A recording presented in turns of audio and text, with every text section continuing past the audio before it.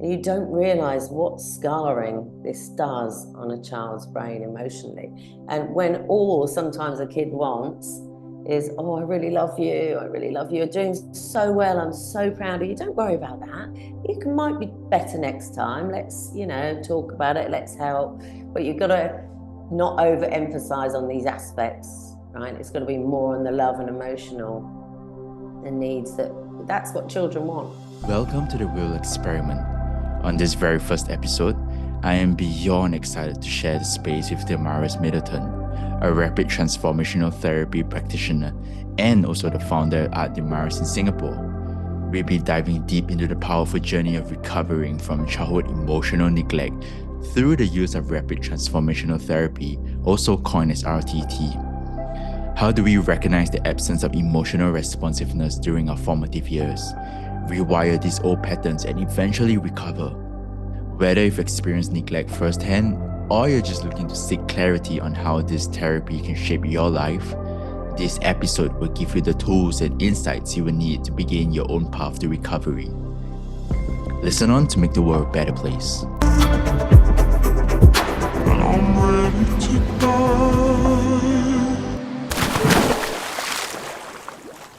Hi, Demaras. Thank you very much for jumping on this. It is such an honor to speak with you today. Hello, Brian. It's lovely to meet you, and it's a real honor to be invited, especially be your first person on your show. Really looking forward to it today. It's my pleasure. First things first, tell us all about you and Art Demaras. How did you discover the art of rapid transformational therapy, and what were your first steps into it like? So for me, as a child myself, I suffered from mental health, and as a lot of people do, but it was quite sort of taboo in my era. But I had lots of therapy, traditional, years after years, months after months, lots of money. Well, maybe not so much in the UK then, because you did get a lot of it for free, but not very great. But then, and I've been in the recruitment industry my whole life, and in the corporate world, recruitment and HR. But when COVID hit, unfortunately, I lost my job, like a lot of people. And I actually also, alongside of that, had two quite severe accidents. So, and I could feel myself going down, as I said, in England, down that rabbit hole is the term we use, back down, could feel the depression creeping back in, the anxiety, some small panic attacks. And I thought, oh, I can't go through years of therapy. I've got to find another resource or something to help me. Obviously, I did the self-help, but it wasn't helping as it should have done at that time.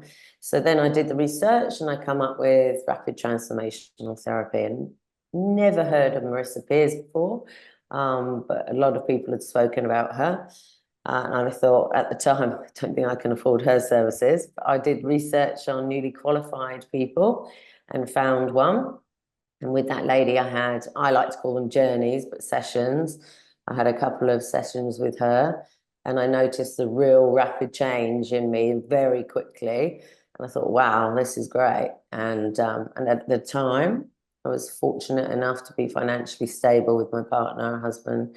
And he said, why don't you take some time out, see what you want to do whilst healing emotionally and physically, and see if you want a change. And then I thought, do you know what? I do. I want to help people like me. And then did the research, the study, registered with the course and did it, loved every minute of it.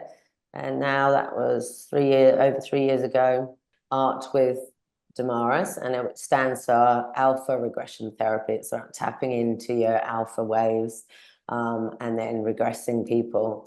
And yes, and I've had help with that, coaching, because I've never had my own business. So it's been a slow and steady journey, but exciting. And I've loved it. And I love seeing the results and helping people. I just think it's a wonderful, wonderful tool to help people. So can you explain a little bit more about what RTT is and how is it different from the other historical forms of hypnotherapy? So basically, hypnotherapy is just one small part, whereas RTT, Rapid Transformational Therapy, is a hybrid therapy, so to speak. So you use 4 different tools and you combine them together. So you have your hypnosis, you have your cognitive behavioral therapy, your neuro-linguistic programming, and the psychotherapy. So by using all these tools and tapping in, you can then form, it's very results driven because you're using all these different tools, okay? So it delivers rapid, lasting change. You regress people and tap into your subconscious, and that's the part of the regression, obviously, to try and find the root cause of what's actually called, we like to call it presenting problem rather than issue or or mental health. I think when you say someone comes to you with a problem, we like to say, so what is your presenting problem? So I think it's a little less offensive to people. They don't like to be told that they've got a real mental health issue, which we all know it is, but it's softer touch, okay? So we reframe people's beliefs and we use powerful techniques. Commanding cell therapy is one of them as well. And then use direct suggestions. And these are all included with the NLP and the CBT. From my understanding, RTT, as what you have rightly pointed out, is such a distinctive therapeutic approach because it works with clients to help them reframe any negative beliefs, values, habits, and emotions, many of them which have been carried since childhood that are often so deeply rooted in their subconsciousness. Can you verify if that's true? And how does one know if they were emotionally neglected as a child? It's really hard to define, I think, emotional neglect, because it can come in all different forms. I mean, somebody's emotional neglect could be something as trivial as not getting enough hugs as they need, or having siblings in the house where one sibling's really good at something and they're saying to, oh, Stephen is, say, for instance, is really good at maths and Jane is not, and then they feel this neglect in their own, like I say, it can come in such different ways, shapes and forms, and it's so hard to define. But how this can show up, or say if a dad doesn't ever come and see you or hardly gives you hugs and you might see him once every 2 weeks, this can come out with clients, specific clients. I'll probably talk about one later for you. But specific clients, well, it can show, so the rejection side is what they feel is deep rejection, because some of them they don't remember either. It's just little things that have happened and built up. And then that they struggle with keeping lasting relationships, or they push away a person because they feel they're not worthy of that love. And it can show in anger. That's one of the real big ones, anger. That's something I had as well. So I know, and I can have the empathy for that. Low self-esteem all stems out from, I'm not enough. I'm not worthy of your love. And like I say, it can come out, it can be something really big emotionally, or it can be something really trivial. But once you tap into that and you find out, it's very interesting to see how that they form these traits that they have. Do you have any past examples of clients who have consulted your help in dealing with such neglect, and to what extent did it affect them as adults? Yeah, I've had a few. One that really springs to mind, actually, who I love dearly. She's actually a good friend now. But yeah, if I think about it from the very beginning, she came to me with overwhelm over emotion and lots of anger.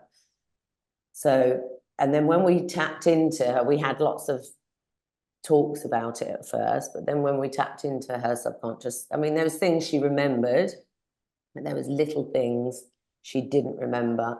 So basically, to cut a long story short, parents separated when she was very young, and at a young age, she was forced to make a choice. Who's she going to live with? Now, how cruel is that? Putting that on a child in itself, right? And then going to live with one parent, feeling rejected by the other, and then the one parent she lived with another partner, the emotional trauma that came from that, the abuse verbally was so awful. And she was made to grow up. She wasn't given anything, made to grow up very quickly. And then from that stemmed the anger. The anger became quite apparent in the relationship. She couldn't control her temper in a relationship because she just always felt deep down inside her heart that that person was going to reject her and just didn't respect. So she, again, it boiled down to her not feeling worthy. And then when she had lots of stresses, like she started up her own business, the overwhelm kicked in. I'm not good enough for this. I can't do this.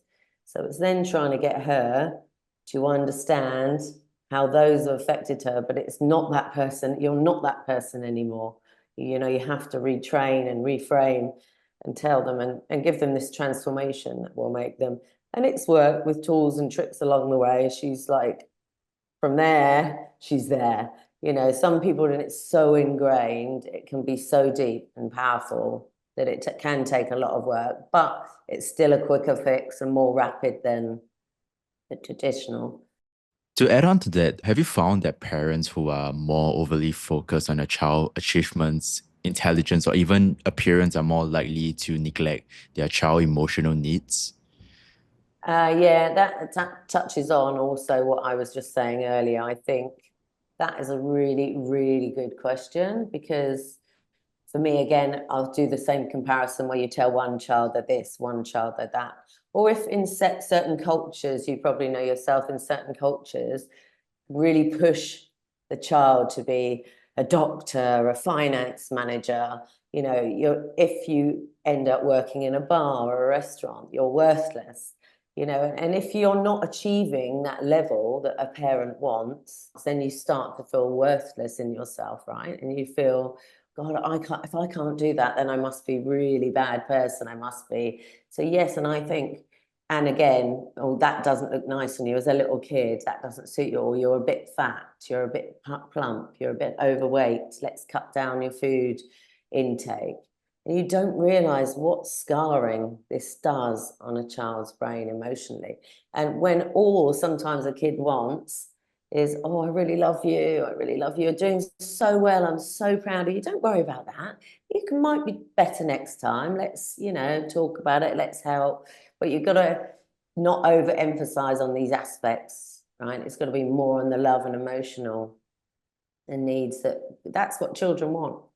I think this segues perfectly into my next question, which is why is childhood emotional neglect often overlooked as trauma, and is it worse than physical abuse? Again, it's all different cases, so it depends how severe the emotional abuse can be.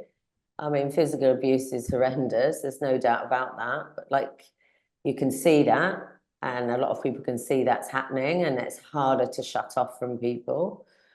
But if you can see, if you can't see the emotional side of what a parent has actually done to a child. I mean, there's levels. Someone could have just been slapped a few times, or someone could have been beaten. But again, I also think it depends, Bryant, on the person, because some people can be so much stronger and some people weaker. See, someone could have had a bit of emotional abuse and it has really affected them so severely. And then someone could have a bit of a physical abuse and they've thought, nah, I'll get on with it, you know. And sometimes it can be about breaking that cycle. But I personally think, you know, it is down to the individual, and it's how you manage it as a therapist as well. You know, you never judge and never say that is worse than that. It's about your empathy levels as well. It's so important to never judge your client, because we all handle things very, very differently. And that's quite important to understand. How does one utilize the transformative power of RTT then to heal from this kind of childhood emotional neglect? So basically, what we do with our so I could run you through. So I do a basic. A lot of people do a whole 2.5, 3 hour session. Sometimes I think that's too much. So I'll do an intake where I find out their presenting problem. And then what we do is we put them into a deepener, which is the hypnotherapy side. And then we regress.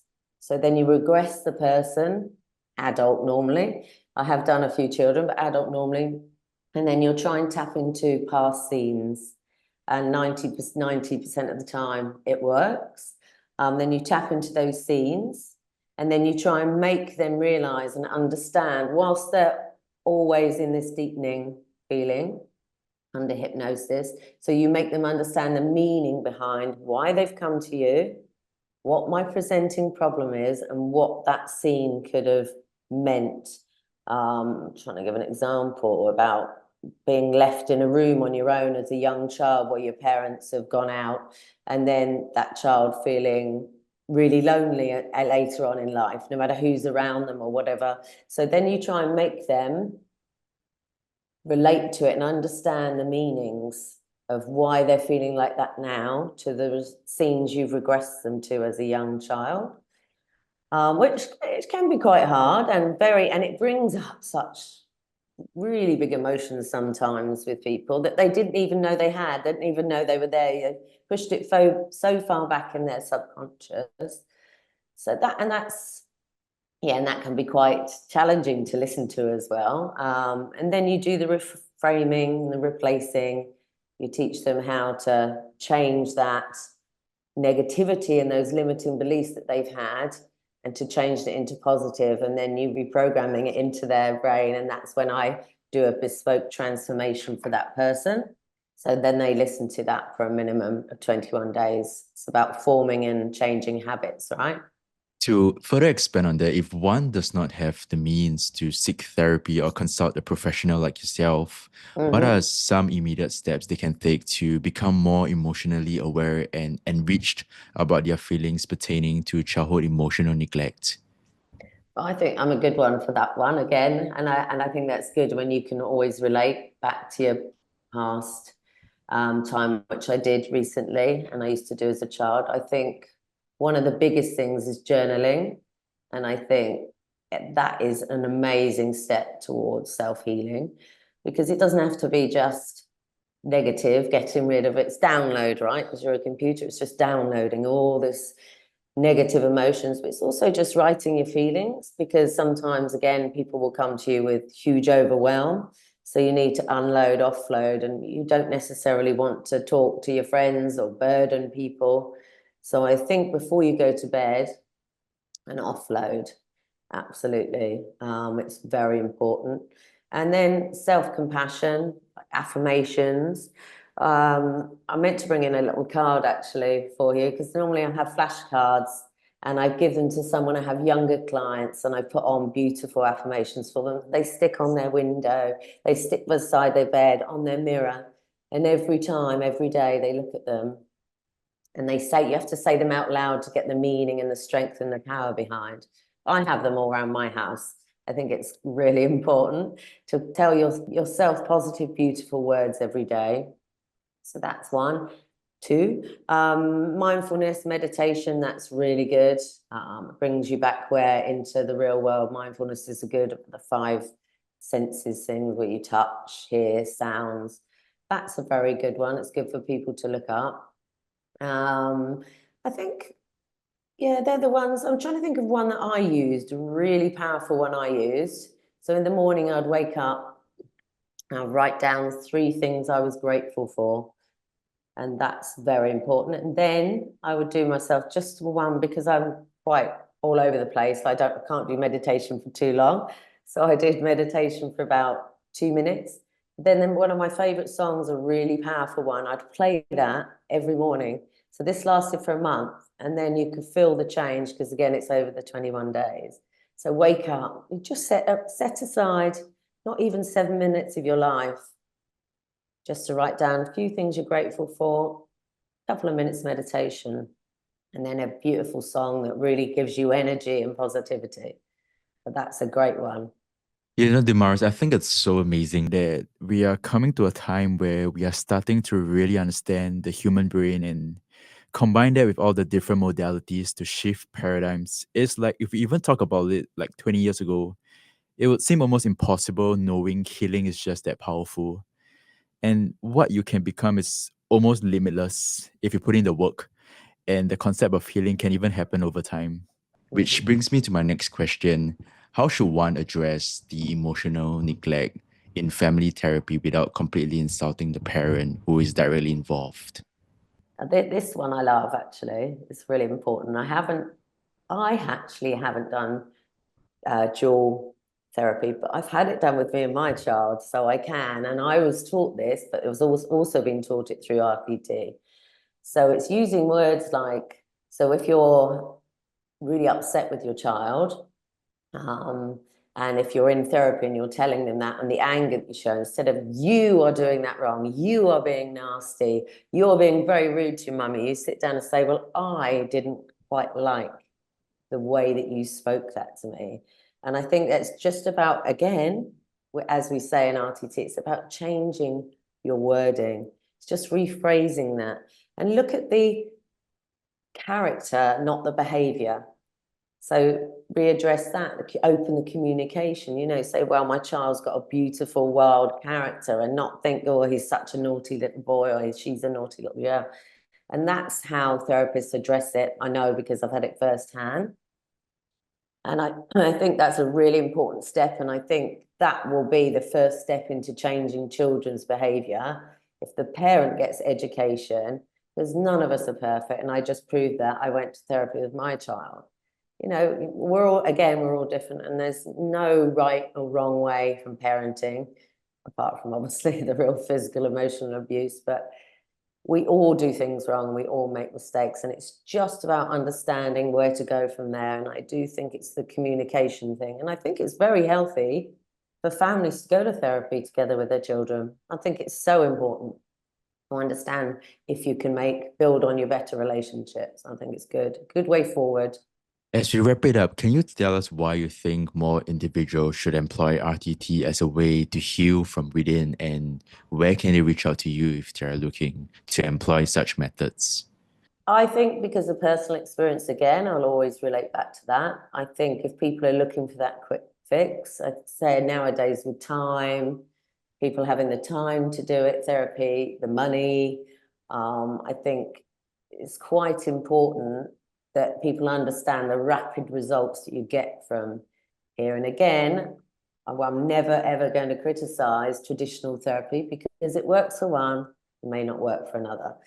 Personally, didn't work for me. I don't feel it did enough. But I do really think you get lasting results very quick, and it'll be ingrained in you more, and you can get deeper to your root cause. I think it's a very personal thing to do, and it just brings up so much, but it also reframes it and installs in a lot of positivity into you.